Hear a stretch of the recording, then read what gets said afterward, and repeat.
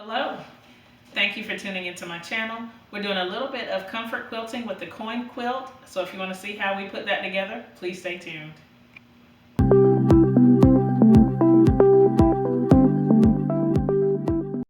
So I have on some comfy clothes because I'm going to do some comfort quilting, and this is really stuff that you don't have to think about, at least at the first level. And it's a weighted strip piece, and it's called the coin quilt. And you can search images of the coin quilt, and you'll see lots of different layouts, different fabrics. But this is the basic design right here, or this is kind of what I'm going to be doing. So I have two basic sets of strip of fabric that's outlined on my graph paper. One with all the lines, that's where my strips are going to go. And so in this particular example, I have 3 rows of strips, and then the open fabric would be sashing. And so that's basically what I'm going to be doing. It's really simple, and it can vary depending on how many rows of strips that you have, or how wide you make each strip. All of that can change the look of the quilt.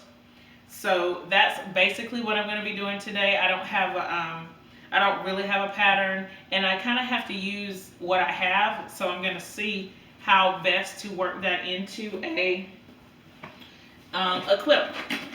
So I have my strips of African fabric, so I'm going to put these up on the design wall here.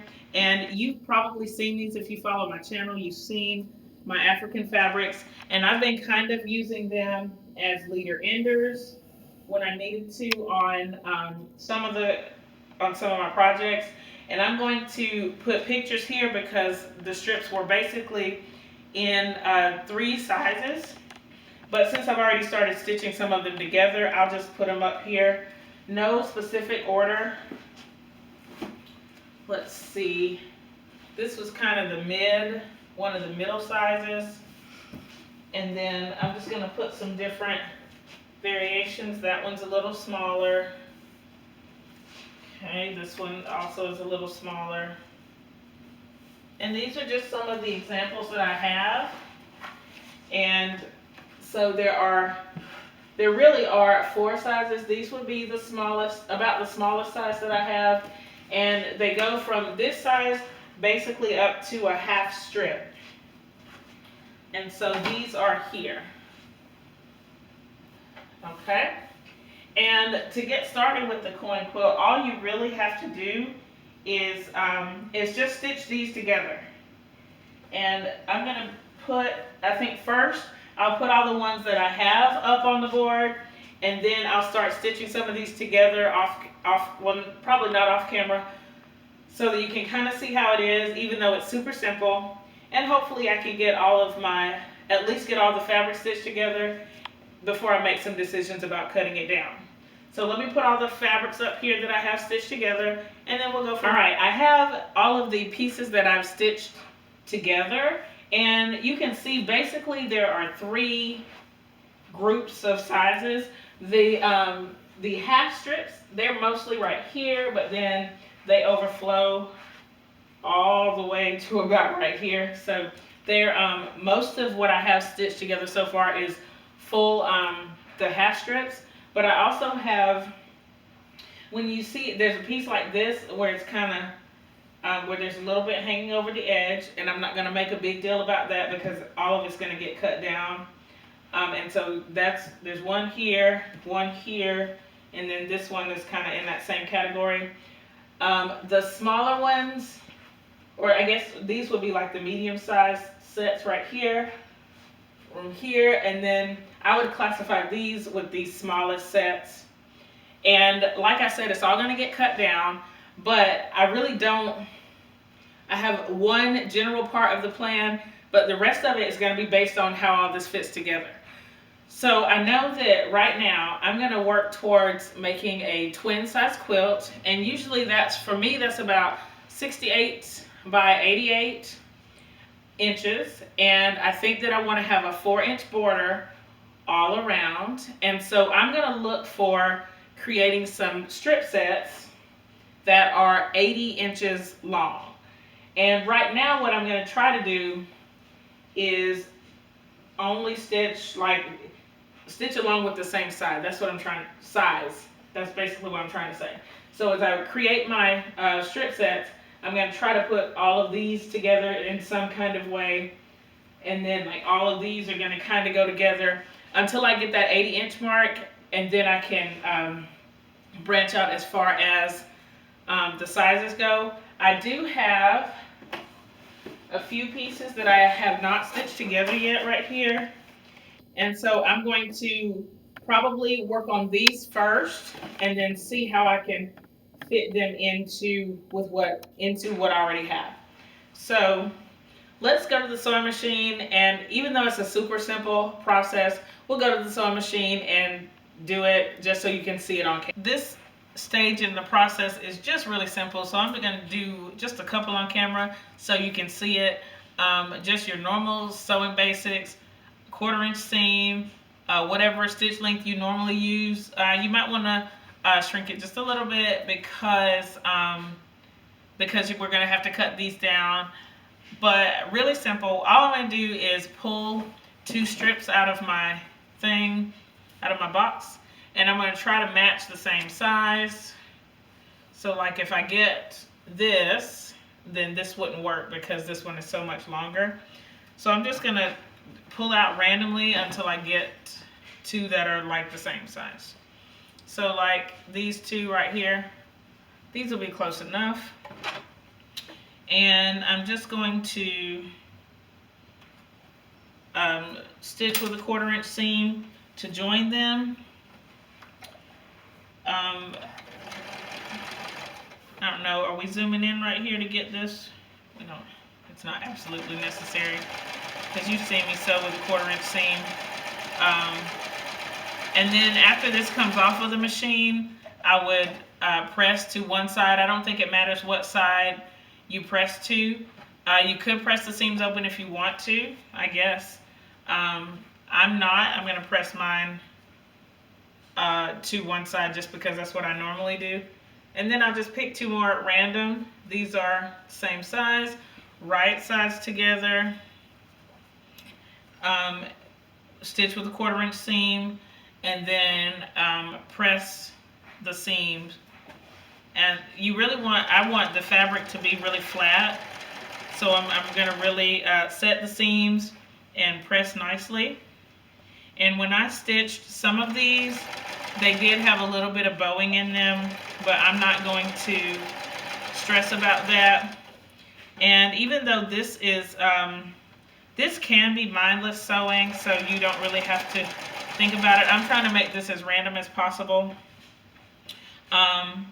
But you could also do this as leader enders. That's how most of mine, that's how they got done. I didn't do a special session just to sew these strips together.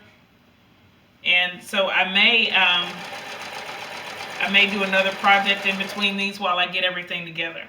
And what I'm going to do is after I get all of these stitched, then I'm going to start stitching some of those other pieces together so that I can get a long strip. And I'm looking for that 80-inch mark on each strip set. So let me do that, and I'll show you, if I get one done, I'll show you one of the strips. I made one strip is about as long as I wanted it to go. I would love for it to have been 80 inches, but this is 75 inches long, and so I think it's going to be fine. And then all of these other pieces, they're a little bit smaller. So the reason that I haven't joined them together is mainly because one of the fabrics, a couple of the fabrics are very, I don't know, I just had a lot of them. And so I'm going to do a little bit of rearranging with these. What I want to do, I think, is I'm going to make some strip sets, and I'm going to, the strip sets are going to be the coins.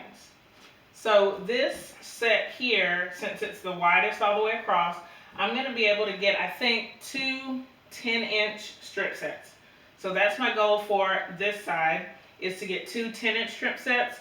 For the rest of it, I'm going to get 5-inch strip sets, and it really depends on how wide each little section is.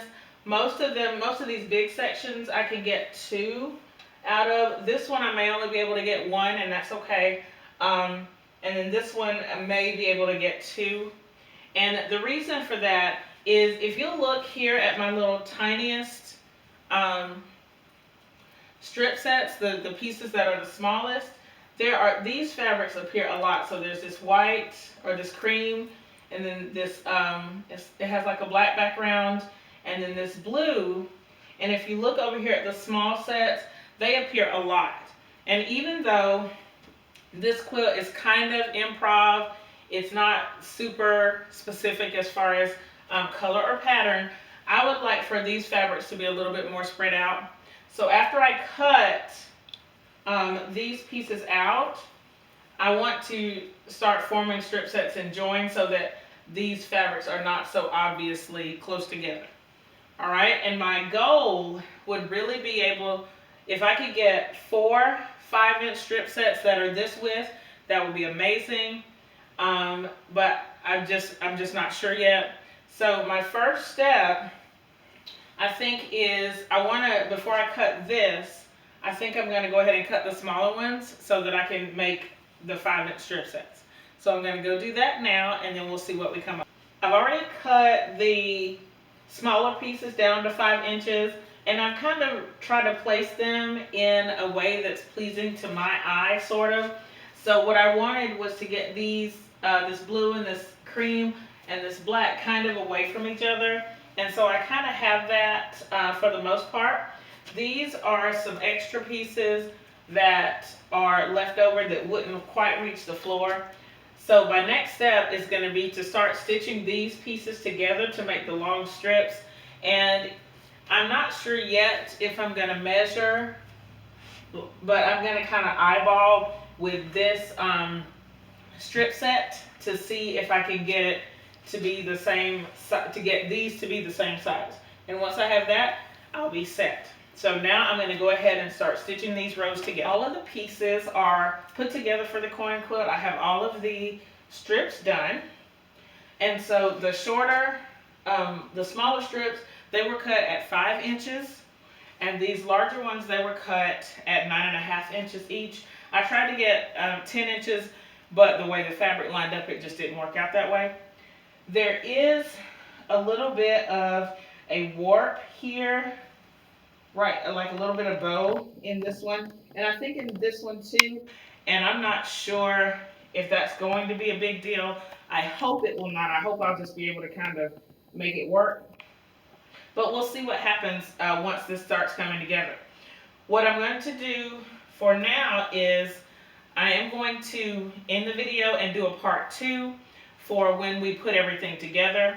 Some things to consider are the order of the strips that I want to have. If I want to do these large ones on the end and the other ones in the middle, I'm going to try that out and see.